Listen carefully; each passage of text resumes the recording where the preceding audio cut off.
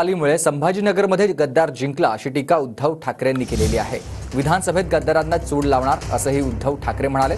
तर वैजापूरला लागलेली गद्दारीचा हा कलंक गाडायचा आहे। शिंदेगडाचे आमदार उमेश बारणेंवर संजय राऊत यांनी हा हल्लाबोल केला आहे।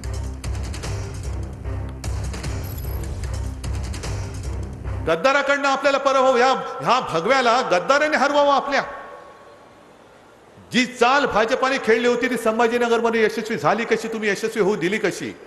जे शिवसेना म्हणजे धनुष्यबाण, धनुष्यबाण म्हणजे शिवसेना, शिवसेना म्हणजे बाळासाहेब, बाळासाहेब म्हणजे धनुष्यबाण, हे जे होतं त्या संभ्रमात त्यांनी चुकून धनुष्यबाणाला मतदान करून हे गद्दार निवडून आले। ही येऊ दे विधानसभा, तुमच्या ढोंगाला आम्ही चूड लावल्याशिवाय राहतो की नाही ते बघा। जे 40 गद्दार गेले